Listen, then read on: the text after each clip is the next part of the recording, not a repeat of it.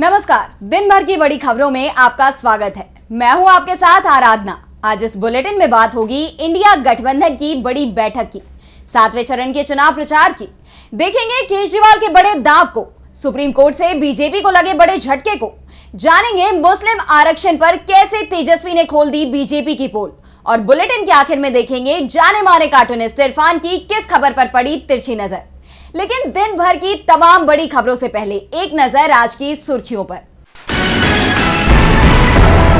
चर्चित पुणे केस में कोर्ट ने 2 डॉक्टर और हॉस्पिटल के एक कर्मचारी को 30 मई तक भेजा पुलिस हिरासत में। डॉक्टर पर लगे हैं ब्लड सैंपल बदलने के आरोप।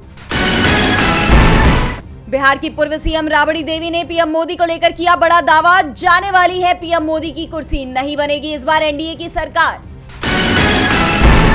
हिमाचल प्रदेश में मोदी सरकार पर जमकर बरसी प्रियंका गांधी। कहा, अग्निवीर योजना लाकर बीजेपी ने किया है नौजवानों के मन में देशभक्ति की भावना पर प्रहार। इंडिया की सरकार बनते ही होगी अग्निवीर योजना रद्द। गिरावट के साथ बंद हुआ शेयर बाजार। सेंसेक्स 20 अंकों की गिरावट के साथ 75,391 अंक पर हुआ बंद। निफ्टी 25 अंकों की गिरावट के साथ 22,932 अंक पर हुआ बंद। ये तो थी सुर्खियां। अब बात आज की सबसे बड़ी खबर की। लोकसभा चुनावों में पहले चरण से ही इंडिया गठबंधन के नेताओं में काफी जोश दिखाई दे रहा है। एक तरफ तो विपक्ष का गठबंधन चुनाव में जीत के दावे कर रहा है, तो दूसरी तरफ चुनाव के बाद की तैयारी भी अभी से ही शुरू कर दी है। 1 जून को इंडिया गठबंधन की बैठक बुलाई गई है। चुनाव परिणाम से पहले इस बैठक में कई अहम फैसले लिए जा सकते हैं। तो किन मायनों में अहम हो सकती है इंडिया की ये बैठक, देखिए ये रिपोर्ट।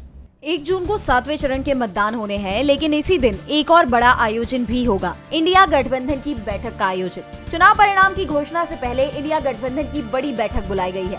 कांग्रेस अध्यक्ष मल्लिकार्जुन खड़गे ने गठबंधन में शामिल सभी 28 दलों के प्रमुखों को न्योता भेजा है। इस बैठक की घोषणा ने ही बीजेपी की धड़कनें बढ़ा दी हैं। कुछ तो इस बैठक की टाइमिंग का असर है, तो कुछ इन चुनावों में इंडिया की मजबूत दावेदारी का। दरअसल 1 जून को मतदान तो खत्म हो जाएंगे, लेकिन साथ ही दिल्ली के मुख्यमंत्री अरविंद केजरीवाल की अंतरिम जमानत भी खत्म हो रही है। और कांग्रेस इस बैठक में विपक्षी दल के हर एक नेता को शामिल करना चाहती थी। गठबंधन के अहम फैसलों में केजरीवाल का मत भी जानना जरूरी है, इसलिए ये बैठक चुनाव परिणाम आने के पहले ही बुला ली गई। तो वहीं अब चर्चाएं ये हो रही है कि इस बैठक में किन अहम मुद्दों पर फैसला कर सकता है विपक्ष। सबसे बड़ा सवाल तो ये कि क्या इंडिया घोषित कर देगा पीएम का नाम। जी हां, इंडिया गठबंधन पहले चरण से ही इस बार के चुनाव में अपनी जीत का दावा कर रहा है और छठे चरण आते तक उनका विश्वास और दृढ़ होता हुआ दिखाई दे रहा है। कौन बनेगा प्रधानमंत्री के सवाल पर खड़गे तो ये पहले से ही कह चुके हैं कि इंडिया गठबंधन मिलकर इस पर फैसला करेगा। साथ ही ये बयान भी सामने आया कि इंडिया की जीत घोषित होने के 48 घंटों के अंदर पीएम कौन बनेगा, इस पर से भी पर्दा उठ जाएगा। ऐसे में इंडिया गठबंधन की इस बैठक को मुख्य तौर पर पीएम पद के दावेदार पर फैसले को लेकर काफी अहम माना जा रहा है। और इंडिया के इसी जोश को देखकर बीजेपी भी परेशान है। इंडिया गठबंधन के बढ़ते आत्मविश्वास ने बीजेपी की धड़कनें बढ़ा दी हैं, तो वहीं विपक्ष के नेताओं के बयानों ने भी बीजेपी की मुश्किलें बढ़ा दी हैं। अंतिम चरण के लिए चुनाव प्रचार अपने चरम पर है। इसी कड़ी में सोमवार को कांग्रेस सांसद राहुल गांधी ने जहां 3 रैलियां की, तो मुख्यमंत्री अरविंद केजरीवाल ने भी पंजाब में चुनावी हुंकार भरी। वहीं अखिलेश यादव भी गाजीपुर में बीजेपी पर जमकर बरसे। पीएम मोदी ने परमात्मा की कहानी इसीलिए शुरू की क्योंकि 4 जून के बाद जब ईडी पीएम मोदी से पूछताछ करेगी तो जांच से बचने के लिए वो कह देंगे कि हमने कुछ नहीं किया, परमात्मा ने हमसे करवाया है। कांग्रेस सांसद राहुल गांधी ने सोमवार को बिहार के आरा, पाटलिपुत्र और पटना साहिब की रैलियों में ये दावा किया। इस दौरान उन्होंने पीएम मोदी के बायोलॉजिकल वाले बयान पर करारा तंज कसा। राहुल ने दावा किया कि यूपी बिहार में इंडिया गठबंधन का तूफान आ रहा है, नरेंद्र मोदी अब पीएम नहीं रहेंगे। राहुल ने बताया कि नरेंद्र मोदी से एक इंटरव्यू में पूछा गया कि देश में गरीब और गरीब, अमीर और अमीर होते जा रहे हैं, इस बारे में आपका क्या कहना है। नरेंद्र मोदी पहले सोचते हैं और फिर जवाब देते हैं, क्या मैं सबको गरीब बना दूं? ये नरेंद्र मोदी की सोच है। देश के गरीबों के लिए नरेंद्र मोदी ने पिछले 10 साल में कुछ नहीं किया। नरेंद्र मोदी ने देश में बेरोजगारी फैलाई है, ये बात युवा कभी नहीं भूलेगा। नरेंद्र मोदी ने हिंदुस्तान के जवानों को सेना में मजदूर बना दिया है। राहुल की रैली में आरजेडी नेता तेजस्वी यादव ने भी जमकर विपक्ष को घेरा। अपने टनाटन अंदाज में तेजस्वी ने जनता से कहा कि मिजाज रखिए टनाटन, नौकरी मिलेगी फटाफट, बहनों के खाते में लाख रुपया जाएगा खटाखट। तो साथ ही दावा किया कि तानाशाही 4 जून तक है। तो दूसरी तरफ दिल्ली के सीएम अरविंद केजरीवाल पंजाब में थे, जहां उन्होंने बीजेपी को चेतावनी देते हुए कहा कि अमित शाह पंजाब के लोगों को धमकी देकर गए हैं कि 4 जून के बाद भगवत मान की सरकार को गिरा देंगे। ये सरासर गुंडागर्दी है। अमित शाह पंजाब और पंजाबियों को चैलेंज देकर गए हैं। अमित शाह जी, पंजाबियों को धमकी मत दो, वरना आपका पंजाब में घुसना भी मुश्किल हो जाएगा। तो सपा प्रमुख अखिलेश यादव ने गाजीपुर में बीजेपी पर जमकर हमला बोला और कहा कि बीजेपी का सारा गणित गटमट हो गया है। अब लोकसभा चुनाव के प्रचार में सिर्फ 2 दिन बचे हैं और प्रचार समाप्त होने से एक दिन पहले यानी 28 मई को राहुल अखिलेश पीएम मोदी के संसदीय क्षेत्र वाराणसी में संयुक्त रैली करेंगे। एक तरफ कांग्रेस सांसद राहुल गांधी 4 जून के बाद पीएम से ईडी के पूछताछ के दावे कर रहे हैं, तो दूसरी तरफ ये भी दावे हो रहे हैं कि 4 जून के बाद इंडिया गठबंधन के नेताओं को ईडी से राहत मिल सकती है। इस बीच दिल्ली के मुख्यमंत्री अरविंद केजरीवाल ने सुप्रीम कोर्ट का रुख कर लिया है। तो क्यों सुप्रीम कोर्ट गए केजरीवाल, देखिए ये रिपोर्ट। अरविंद केजरीवाल की जमानत को लेकर बड़ी अपडेट सामने आई है, जिससे उनकी जमानत की अवधि और बढ़ सकती है। दरअसल कथित शराब घोटाले मामले में गिरफ्तार हो चुके दिल्ली के मुख्यमंत्री अरविंद केजरीवाल जमानत पर बाहर हैं। उनकी जमानत अवधि 1 जून को समाप्त हो रही है। ऐसे में उन्हें 2 जून को दोबारा जेल जाना पड़ेगा।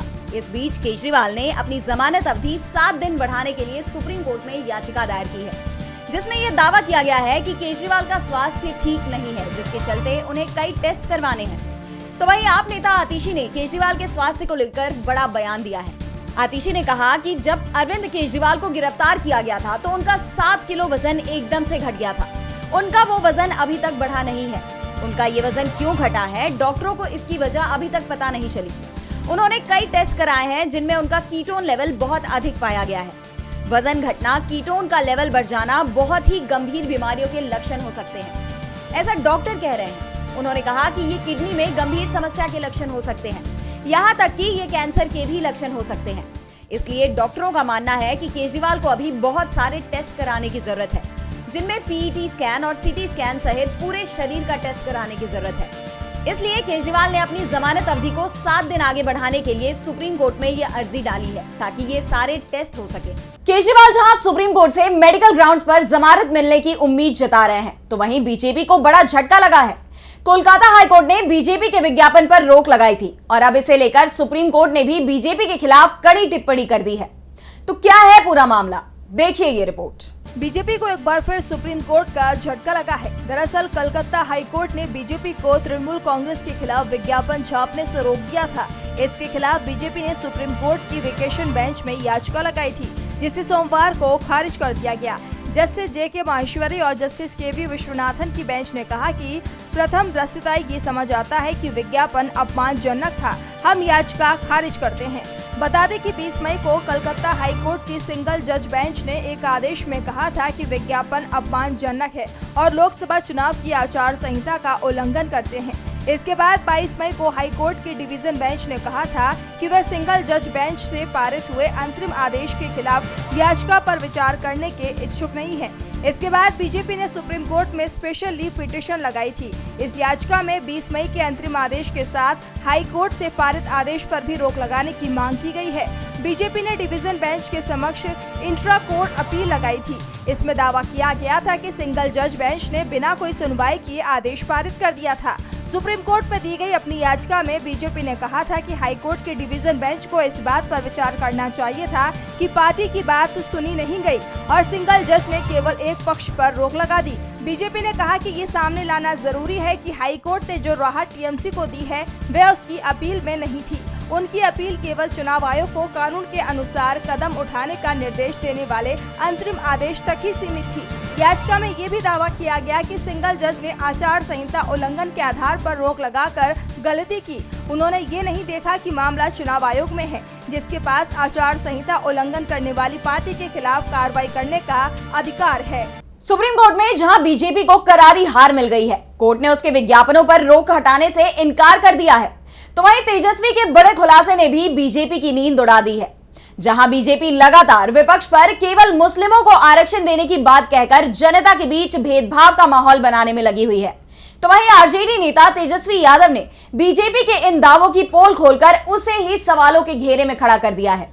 देखिए ये रिपोर्ट। इस बार लोकसभा चुनावों में एक मामला है जो सबसे ज्यादा गरमाया हुआ है, वो है मुस्लिम आरक्षण। मुस्लिम आरक्षण को लेकर जहां सत्ताधारी पार्टी बीजेपी ये भ्रम फैलाने में जुटी हुई है, खुद पीएम मोदी दावा कर रहे हैं कि कांग्रेस वाले दलित और ओबीसी हक छीनकर केवल मुसलमानों को दे देंगे और मुसलमान आपका मंगलसूत्र छीनकर ले जाएंगे। आपकी 2 भैंसों में से 1 भैंस मुसलमान को दे देंगे।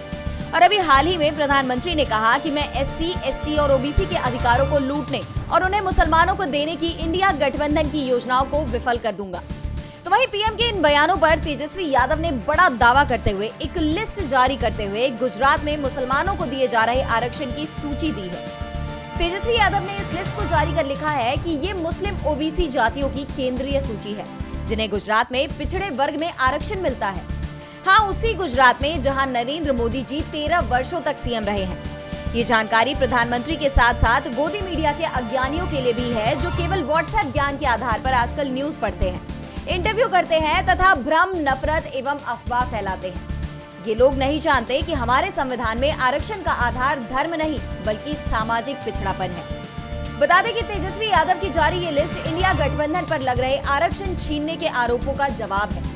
गुजरात की मुस्लिम आरक्षण लिस्ट जारी कर तेजस्वी ने ये बताने की कोशिश की कि वो देश को बताना चाहते हैं कि आरक्षण धर्म के आधार पर नहीं है बल्कि सामाजिक पिछड़ेपन के आधार पर है। अगर धर्म के आधार पर है तो फिर ये आरक्षण गुजरात के मुसलमानों को कैसे मिल रहा है? दरअसल बीजेपी की तमाम रैलियों में ये आरोप लगाया जा रहा है कि इंडिया गठबंधन की सरकार बनी तो ओबीसी का आरक्षण छीनकर मुस्लिमों को दे दिया जाएगा।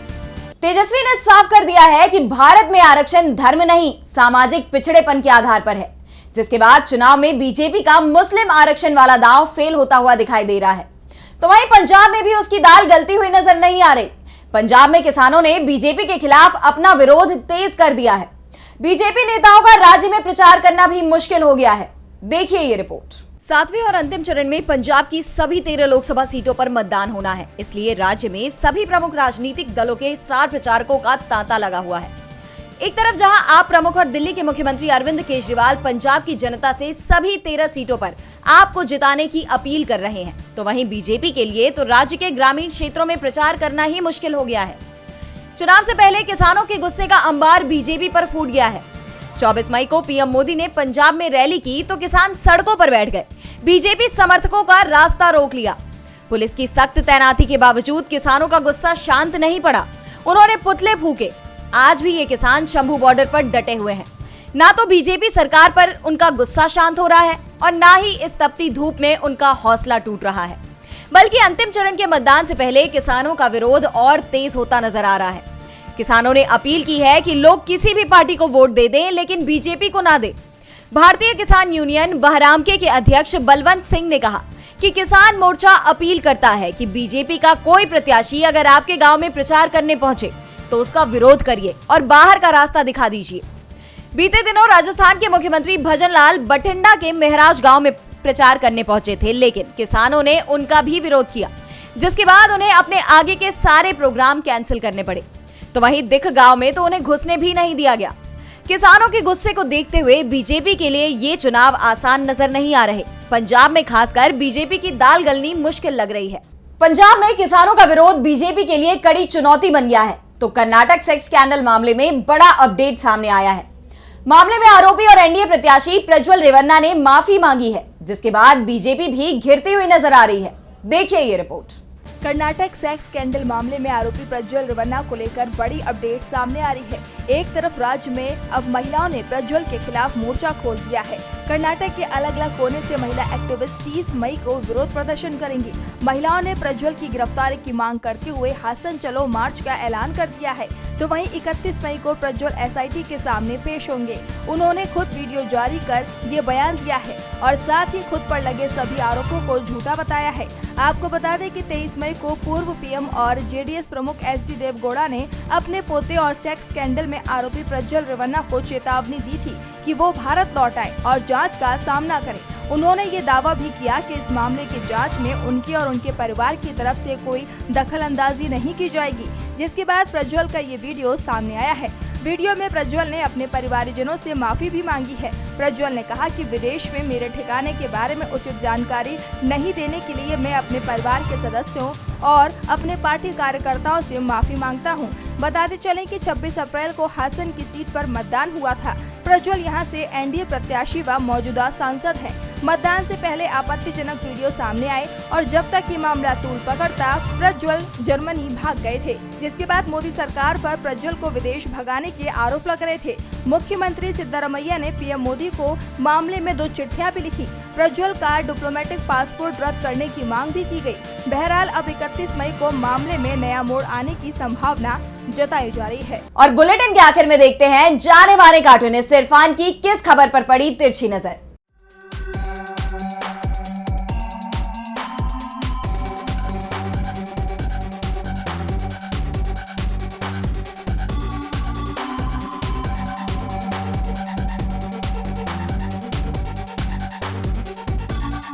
इन दिनों ऐसा कुछ हो रहा है जो पिछले 70 सालों में भी नहीं हुआ था, जैसे कि सत्ता का अहंकार वो सिर चढ़ के बोल रहा है। बीजेपी के एक प्रत्याशी ने उड़ीसा में ईवीएम को भी खींच दिया। जब उनको ईवीएम की खराबी का पता चला तो उनसे इंतज़ार नहीं किया गया और उन्होंने जाकर ईवीएम के तार वगैरह खींच दिए। आखिर उनकी गिरफ्तारी हो गई।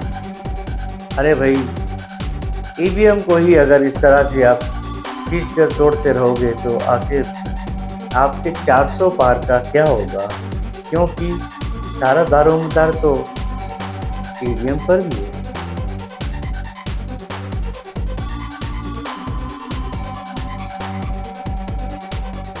बहुत बहुत शुक्रिया इरफान जी। तो आज इस बुलेटिन में इतना ही। देखते रहिए डीवी लाइव। नमस्कार।